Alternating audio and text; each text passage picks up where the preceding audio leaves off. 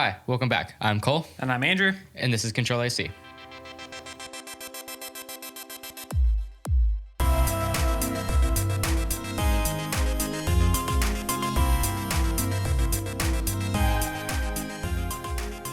CTRL-AC is the podcast where we talk about water coolers, steam, and global advertising technology and sales partners. What does that even mean? We'll find out in 1 second. We have a lot to talk about today, a lot of Netflix stuff, some EV stuff, of course, and then some cool computer parts, and a new phone review. It's almost phone season. Let's start with Netflix. So they just released their Q2 earnings report, and it's a little concerning. Yeah, Netflix's subscriber count has dropped by 1.3 million in the US and Canada over the last 3 months. Which is concerning. They predict that it will grow again in Q3, but for the time being, a 1.3 million subscriber drop is not good. It's really not, because they have 73.28 million paid subscribers in the US and Canada. And worldwide, they have over 200 million. They've been kind of like the entry point to streaming services for a long time. Like if you're only going to get one streaming service, you would get Netflix. Yeah, you wouldn't get it's the default. Hulu or HBO Max. Netflix would be the first choice. So even though subscribers have dropped, Netflix says that its viewing time has actually increased. So the people who are still subscribed to Netflix are watching more. Probably my fault. Guarantee you that's all from Stranger Things Season 4. That's Most the only likely. reason why viewing time is up. Netflix is still, they're still surviving as a company. They made $8 billion this quarter. So they're not going to file This for quarter? bankruptcy yet. Yeah, this quarter. Stranger Things. Yeah, Stranger Things. I guess, do people think that, like, is Netflix dying? Like, is that the big headline question? I really think it is, because Apple TV has brought in some impressive shows and movies lately. Like, Apple TV is a competitor to Netflix at this point.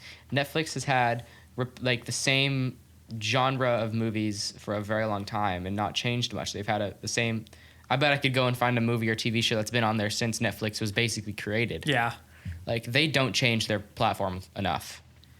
But in terms of, like, movie quality, I think Apple TV Plus is meeting or surpassing. Oh, yeah, easy. Because I think Apple TV Plus has had, like, I don't know the exact number, but they had a ton of Emmy nominations. It was some kind of record. And then HBO Max is seeing a lot of success. Paramount Plus, shockingly, is seeing success. Paramount Plus has a lot of good movies on it. They grew by like 40 million subscribers. That is like a family movie watching platform. HBO Max has every Harry Potter movie, every Matrix movie, and I could go and watch both of those like entire series all the way through multiple times in my lifetime. So those would be two that I would buy. They're all kind of good to have together. Like, we have most of the streaming services that are out there, except for like Apple TV Plus and Paramount Plus. But we've had Netflix for the longest. And if we ever talk about canceling one, it's certainly not Netflix. But over the past few months, I don't know, I guess the appeal for Netflix just hasn't been very high until they release a show like Squid Games or Stranger Things. Both which were high income. Yeah, Squid Games instantly became the #1 show that Netflix has ever made, and Stranger Things Season 4, I believe, just surpassed that record. That's crazy to think about. Yeah, so they're doing well. They have to keep fighting for the status of the must-have streaming service for everyone. Yeah. I mean, they obviously know this. They know that they need to get in the homes of as many people as possible. So part of that is a ad-supported tier. So Netflix is working on a cheaper version of Netflix that is ad-supported that aims to launch in early 2023. Yeah. And it's not going to offer all of the content you can watch on Netflix's main paid for. Which is concerning, because if you can't watch, like, a lot of people sign up for Netflix for a month, like, to knock out Stranger Things and then leave. So if you can't watch a show like Stranger Things on the ad-supported one, then you have to really like all the other random Netflix shows. Especially if you didn't have to pay alongside ads, this would be a really good option. Yeah. Like if it was similar to YouTube, where it was just like all the creators were ad supported, and if all the TV shows were ad supported and you had the banners on the sides, but if it were free, I wouldn't mind. No, but having to I guess pay alongside, for paying for ads, that's not okay. I guess that's what Hulu does too, because they have the normal Hulu and then they have like ad-free Hulu. I mean, we have the normal Hulu with ads because it comes bundled with ESPN Plus and Disney Plus, and I mean the ads are pretty annoying. Like there are 2 minutes of ads, like 3 or 4 times in the middle of an episode. But do you have to pay for it? Yes. Seriously? You have to pay for the ad-supported tier. So I don't know if Netflix is going to try to make this appealing, like a budget option, or if they're just going to put so many ads in it that it's, unbearable to watch, and then you just end up upgrading. Which is what their goal is. I guess. We don't know the price of this yet, but we just know it'll be cheaper than Netflix's current price, which they've raised recently. And then they are partnering with Microsoft. So Microsoft is the global advertising technology and sales partner. So whatever that means, I guess Microsoft is going to help them advertise and do sales per the job title. But I guess Netflix and Microsoft have a relationship currently, because I know that Netflix comes with Windows, like as a standalone app. Actually, I don't think it does anymore. With Windows 11, Disney Plus is what gets bundled and not Netflix Wow. anymore. Okay, so maybe Microsoft is trying to win Netflix back. Something else is really concerning is Netflix's attempt to remove password sharing capabilities. This is very disappointing. It's scary too. Netflix knows that a lot of their users just use someone else's Netflix account, which is an unthinkable act. Like our family has never done something as horrible as sharing a streaming service password. Never.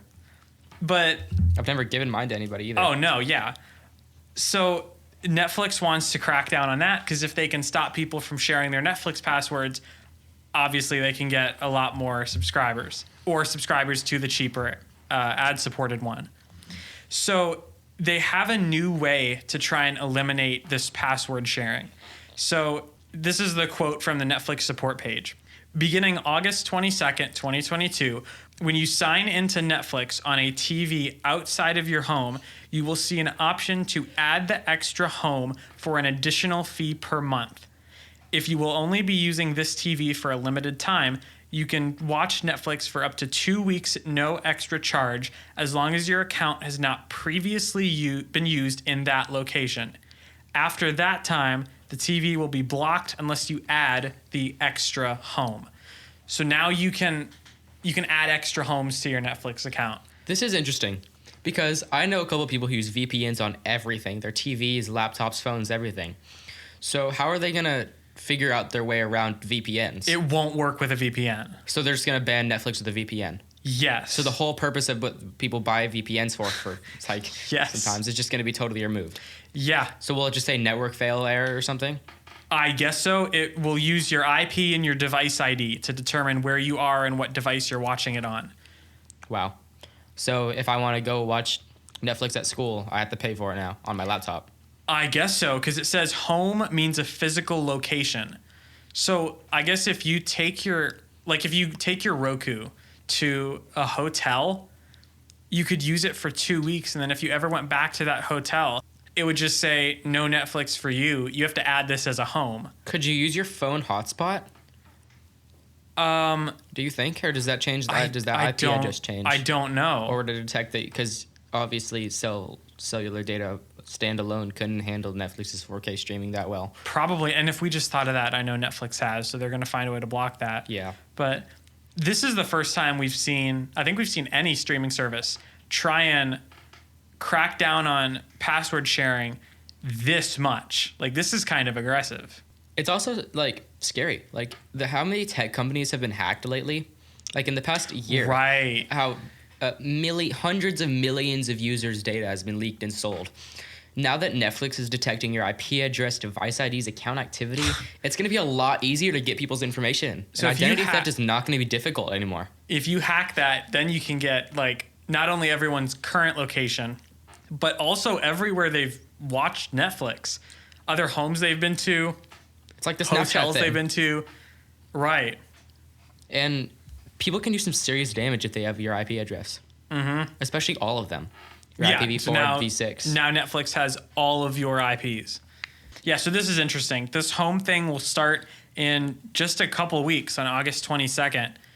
And I kind of hope this doesn't work. And I really hope there's ways around annoying. this. Because what if you watch it on your phone? It would just, see, I don't know. Like, is it just for TV? Because it's different software for different devices, isn't it? Like, it's technically a different application. What if you're watching it in a moving car? Will it like stop if you move? I don't know. Like, sorry, you have to pay now.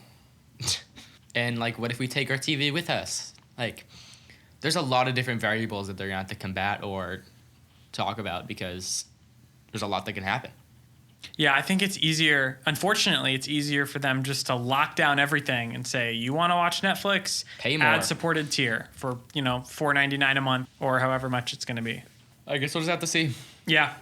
We're going to take a quick break, and when we get back, we'll be talking about NZXT's gaming monitors and Intel Arc GPUs.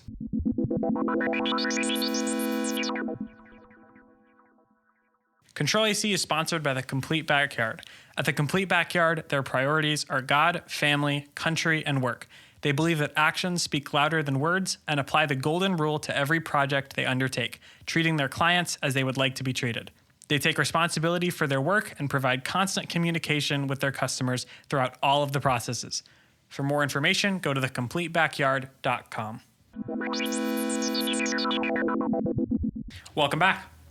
So Cole is going to tell us about a new Ice Giant water cooler and what that means for the PC world. But first, for anyone who doesn't know what a water cooler is. Basically, it's a piece of aluminum or copper sitting on a processor with a pump inside of it that filters water or that runs water through a radiator, which gets cooled by fans in the front, top, or side of your case or back of your case. It sends cool water to the CPU, sending hot water away to be cooled and sent back. So this new water cooler isn't actually water cooled. It's a fully air cooler, but it's huge. And it provides some of the top performance for even high-end all-in-one water coolers. Is this better than a normal water cooler just because it's larger? Not just because it's larger, but so everybody that I know has some kind of laptop. And most laptops are cooled by heat pipes. How heat pipes work is there's a wick on the inside of a copper heat pipe that has a liquid in it. When the liquid gets hot, it gets sent to the fin stack where it gets cooled down by fans and ambient temperature and gets sent back down to be heated up and reset. And that's how the heat gets transferred out of the computer. This is what most air coolers do. It has a large wick in it. The water gets sent up, it gets cooled, it gets sent back down. But the Ice Giant is different. So whenever you have a heat pipe in your laptop, it causes, after getting too hot, the heat pipes can get dry out. So the liquid inside becomes dry and doesn't travel up the heat pipe anymore, which causes thermal throttling and all together the computer dying eventually. Ice Giant has found a way around this. They have a gas instead of a liquid. Okay. The gas gets hot. It gets sent up the heat pipe, gets cooled and gets turned into a liquid and sent back down where it's turned back into a gas. So why is this better than just using water? First of all, it's massive. It has a huge fin stack array. It has one of the biggest radiator type things I've ever seen. It has 4 fans on it, which you can configure with Noctua fans probably, which will probably even quieter and better performance. With the gas instead of liquid, it doesn't give you dry out. So it's automatically better than all air coolers. And it can move faster than water pumps can because water pumps have to move an actual physical liquid through tubes throughout an entire system and cool it so it can sit there for a short amount of time. That makes sense. Yeah. So this is a very rapid process. It cools the 3970X, the Threadripper, the highest end Threadripper that you can buy right now, better than a custom water loop. Which is impressive. That is insane. By 3 degrees. And how much is this? $168, I believe. Which is less than a water loop. Which is close. The minimum water loop is $350 if you want it to never cause problems. Which is ideal. Yeah. So if you're in the market for an air cooler, but also will give you insane performance, this is a really good option. The Ice Giant air water cooler. Yeah, so you can just look. It's called the Ice Giant. Just go to. We'll have the link in the description. icegiantcooling.com.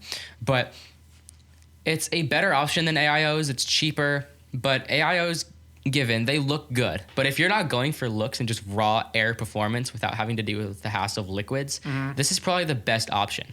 It was used in the fastest gaming PC ever that Linus has on his channel, and it has the second gen Ice Giant cooler in it, I believe, which isn't out yet, but even still, it's the best cooler you can buy for the money.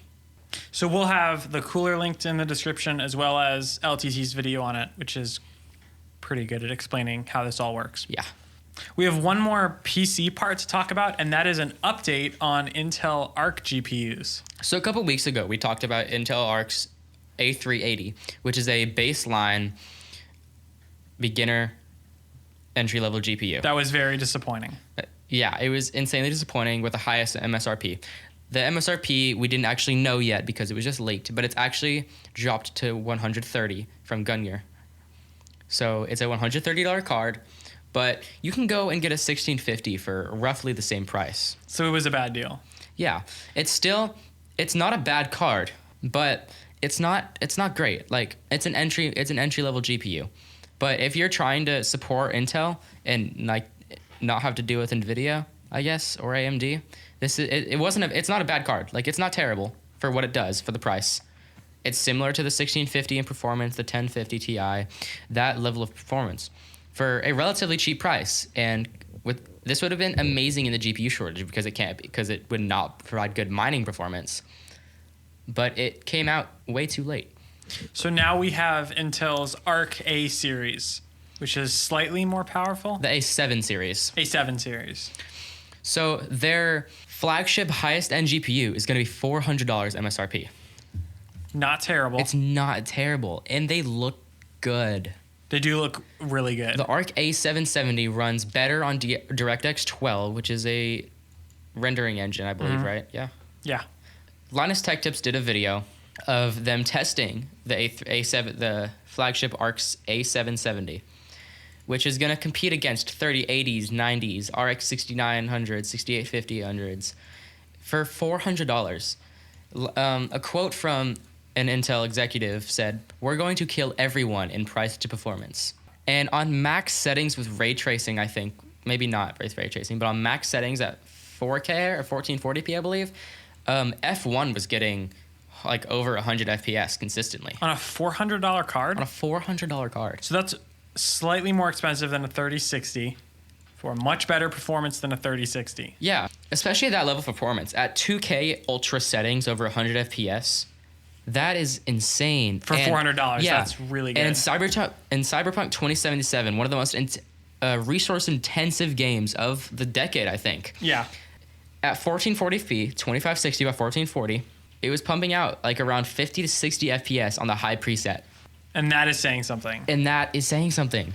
And if F1 on the at highest settings at 1440p, it was running at over 150 FPS. It hit 180 on average. Wow. But the DirectX 11 and DirectX 12 comparison was pretty scary to see, actually. It basically doesn't even support DirectX 11 for good performance. So it basically, DirectX 12 doubled the performance of the A770 in Shadow of the Tomb Raider from DirectX 11 to DirectX 12.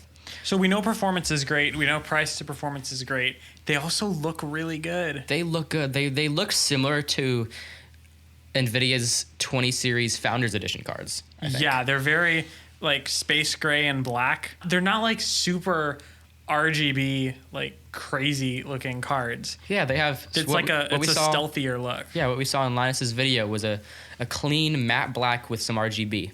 Yeah, it looks great. Some blue and purple. And I think this is one of the most attractive cards I've seen in a while. So if you're building a somewhat budget PC, not a super budget PC, but if you're wanting a budget card that'll perform 3070 and RX 6800, 6700, then this is a great buy. Yeah. And it's priced the same as it's priced the same as a 3060 Ti. Yeah. and provides better performance. So this is a pretty solid budget card, or mid-range, high-end budget card, like an alternative to a 3070. So, in some more really interesting news, actually, NZXT has created clean computer hardware for a while. So if you're not familiar with NZXT, they make computer parts, they make pre-built PCs, they have peripherals, and now they have monitors.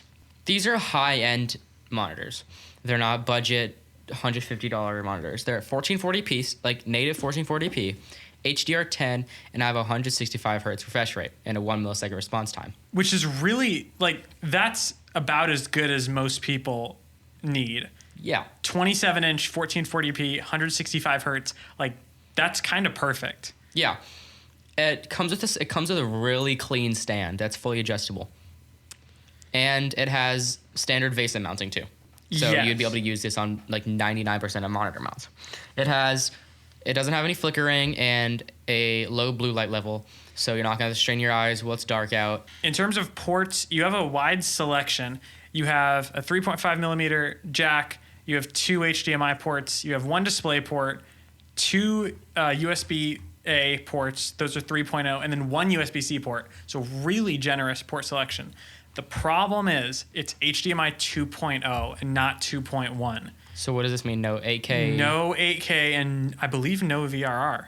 Well, it only supports up to 1440p, so you're not needing 8K. No, but VRR is nice for Xbox and PlayStation if you're plugging that in. Yeah.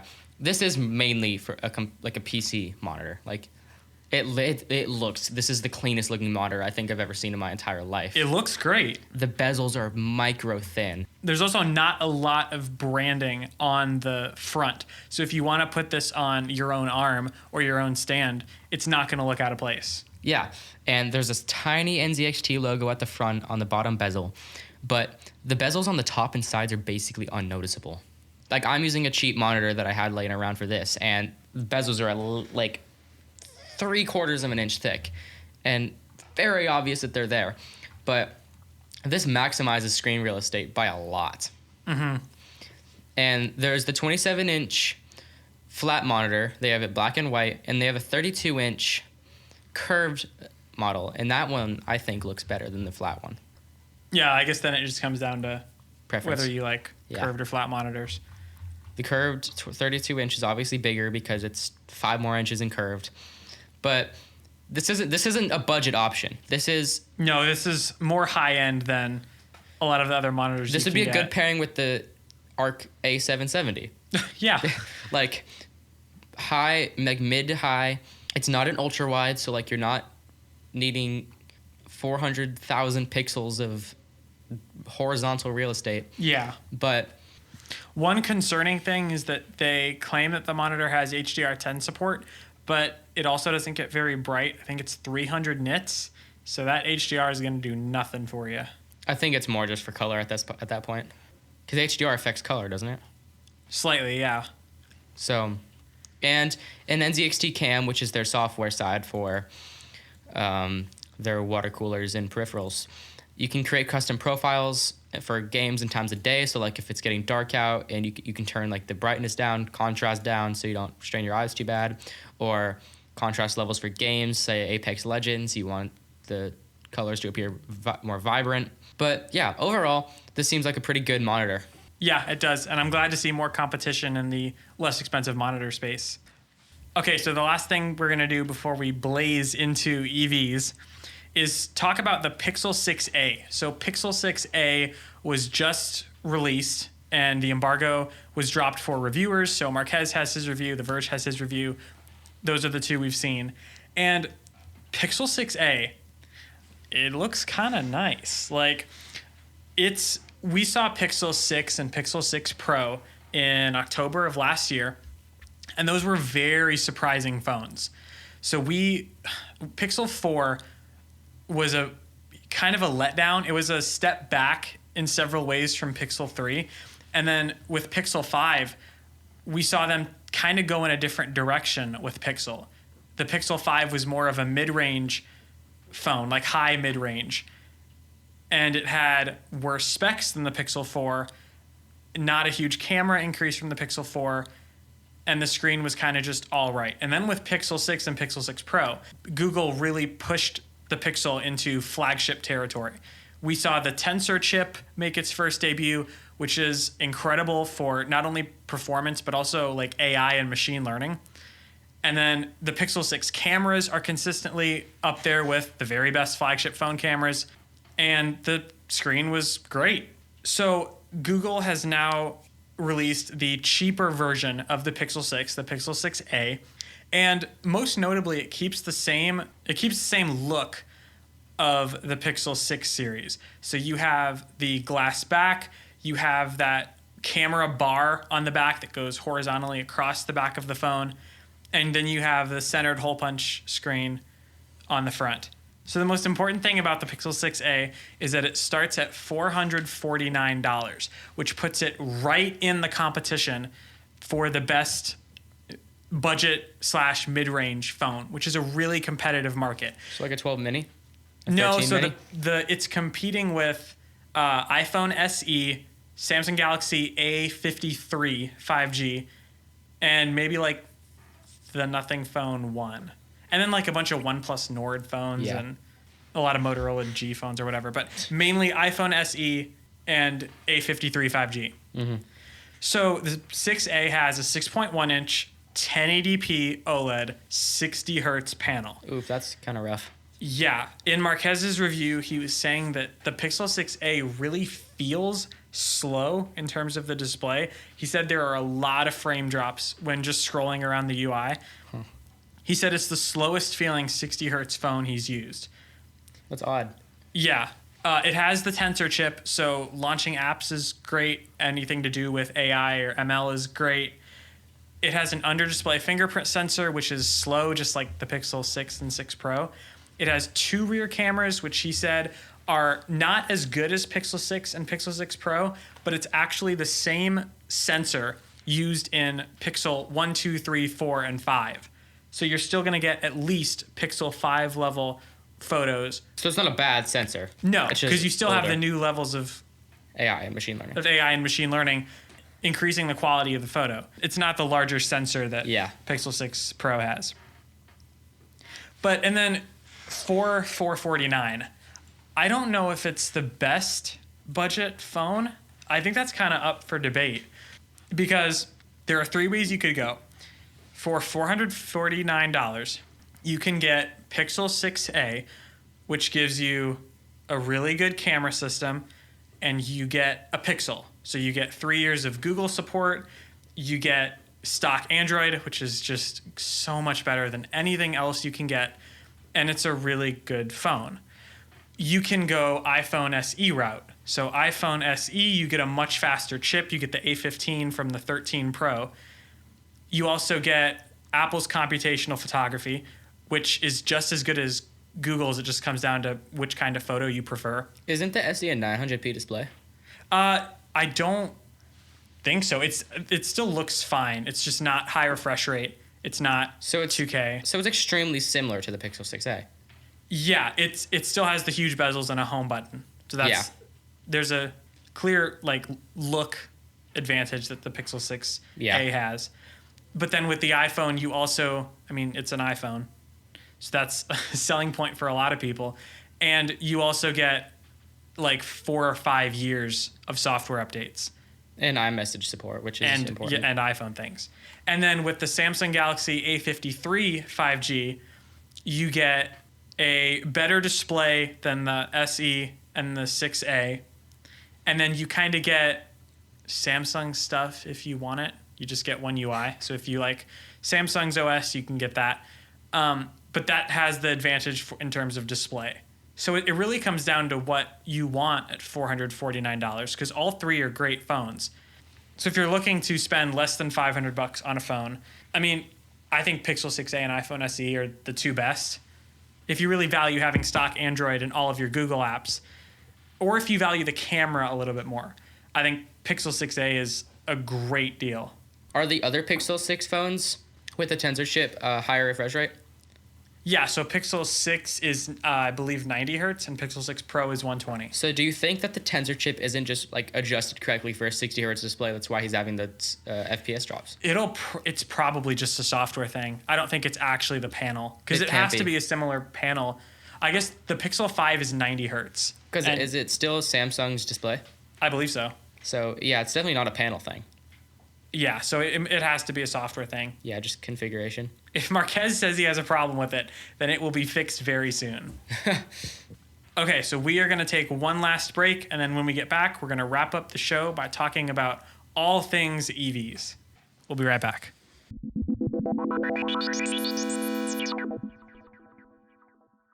CTRL-AC is brought to you by The Complete Backyard.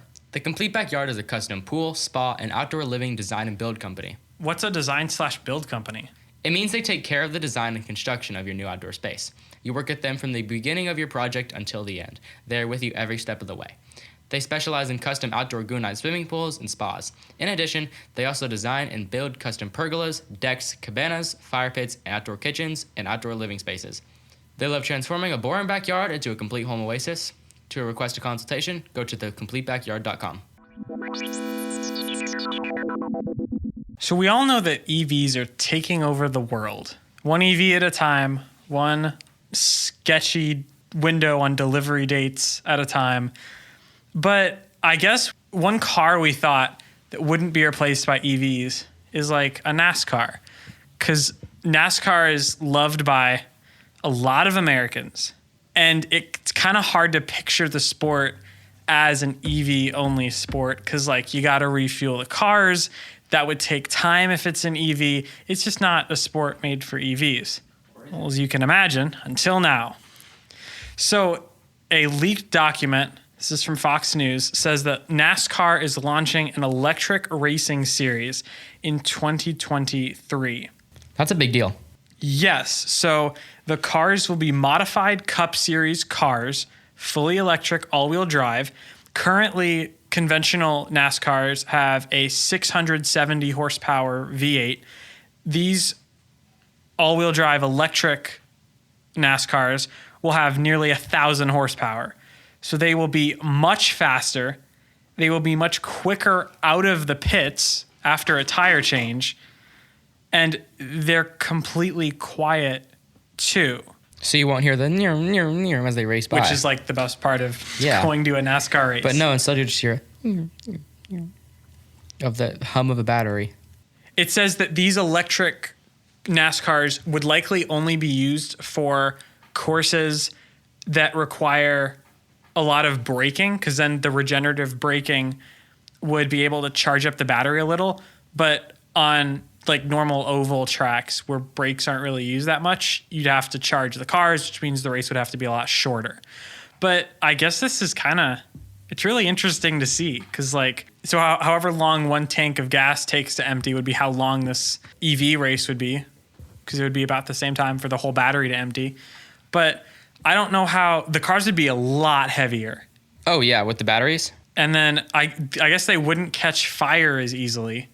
Or they would catch gas fire a is more lot flammable easier. Than batteries. Lithium is one of the most flammable elements, isn't it? Yeah, but if you look at a lot of EV crashes, at least on normal roads, the fire usually starts in the gas car much quicker. But it also ends a lot quicker. Lithium is a slow burning. Yeah, so it would be more explosive in the gas car. It would be a slower burning in the electric car. So I don't know.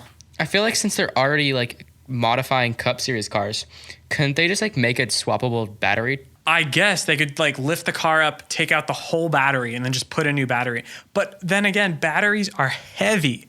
Like in the Hummer EV, the battery in that truck weighs more than a Honda Civic.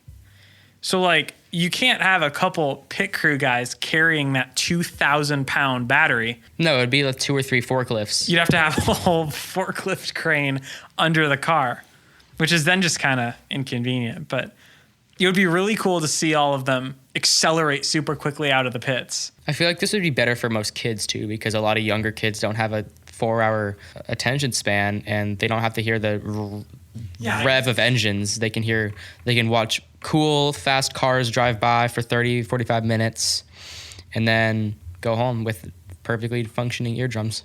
Or maybe there's like a 30-minute heat one, and then they swap out the batteries, and then there's the second heat, and then they kind of do like a bunch of mini races. There's a lot they could do here. Yeah, I feel like there's a lot of potential, but I feel definitely like a interesting. lot of older NASCAR fans not gonna be happy. Yeah. But it says this year they're going to have a branch. They're not. It's not gonna replace the gas-powered NASCAR. It's gonna be its own separate thing. So if it fails, then we'll just do gas-powered NASCARs forever. But if it's better, then who knows? Our second bit of EV news is a new addition that we have to the most competitive space in EVs, which is the midsize crossover small SUV area. So you have in this section, you have Tesla Model Y and Ford Mustang Mach-E that kind of control this whole area of EVs. So now Chevy has an electric version of the Chevy Blazer. So the Chevy Blazer is a stylish looking midsize crossover, and now it's electric. So you can have a front wheel drive version, a rear wheel drive version, or an all wheel drive version.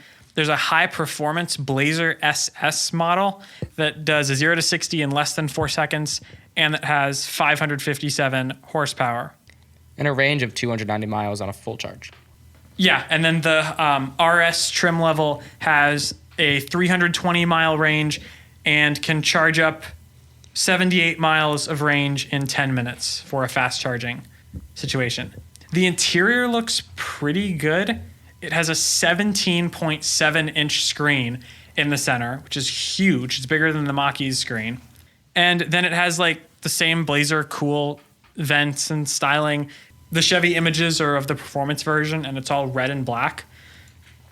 I think this looks really good. It does. It looks really good. I think the dash looks a little outdated, like the gauges, the digital gauges, they look a little outdated, but Yeah. that's probably tunable. The new electric Blazer has a hands-free start system that lets you shift into drive right after closing the door and putting your foot on the brake. So that's kind of copying what Tesla introduced in the new Model S and Model X, but it's pretty cool. The Mach-E was super successful. The Model Y has been super successful, and this is another option. And it starts at $47,000. That's not terrible. No, it's not. The Mustang Mach-E starts at 44, and the Tesla Model Y long range starts at 58,000. So this is a very competitively priced SUV. It's a good mid spot. Yeah, I actually really like it. And then it would not be a Control AC episode if we didn't talk about Elon or Tesla. So our final story is, it's an Elon tweet. So Who would have thought? on July 15th at 6:20 p.m. at night, Elon replied to a tweet saying, quote, "We're making progress with Steam integration. Demo probably next month."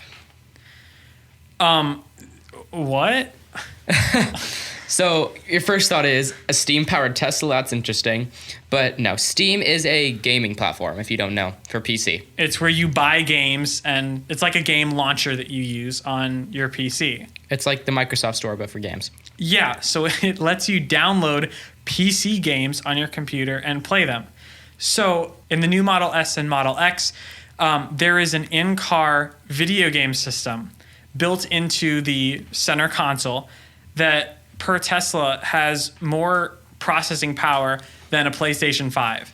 So now you can run Steam on this and I guess play at like really nice performance levels because it's more powerful than a PS5. Yeah, so apparently it has a AMD Ryzen processor. It doesn't say which one, but that alone has its own integrated graphics. So it's a G series probably, like a 5400G. But it also has a discrete AMD RDNA 2 GPU. So this is the RX 6000 series GPU in a Tesla. Which is really impressive. So there's literally a gaming PC running in your Tesla. And at the Tesla Model S Plaid launch, Elon was saying that Cyberpunk would be in Teslas as well as The Witcher. I mean, if you can play Cyberpunk in a Tesla, that's like a great benchmark game to say this computer is capable, because that's as we talked about earlier, that's a really intensive game.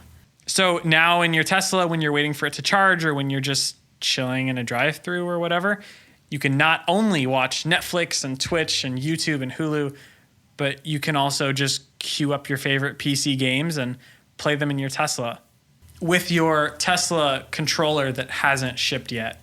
We saw that at the launch. So, but you can use your own third-party controllers, right? I believe so, yeah. It's like an Xbox controller you could just hook up.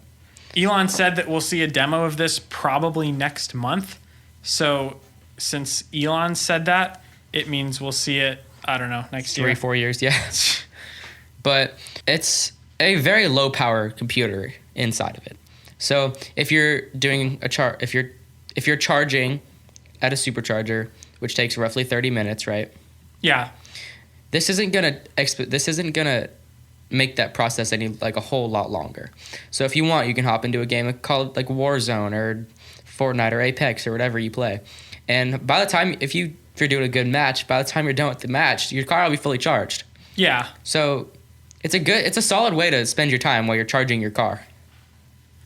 Having fun instead of waiting there for 30 minutes on your phone, you're actually playing a game on a decently spec'd computer.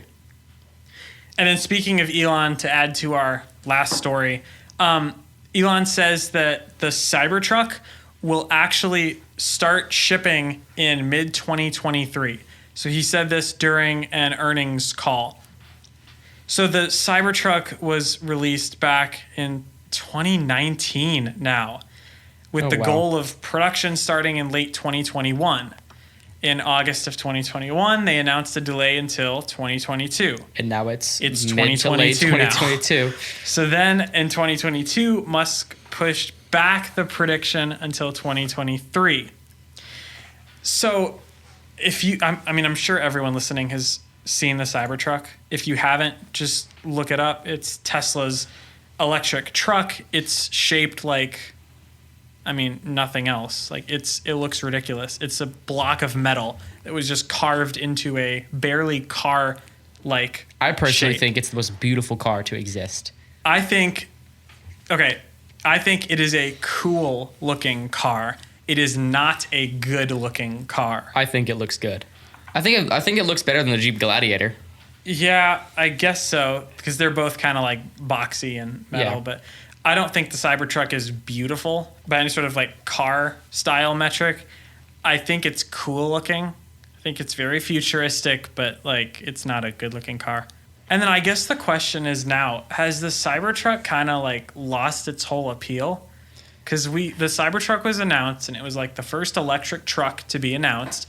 Everyone lost their mind because the truck looks crazy.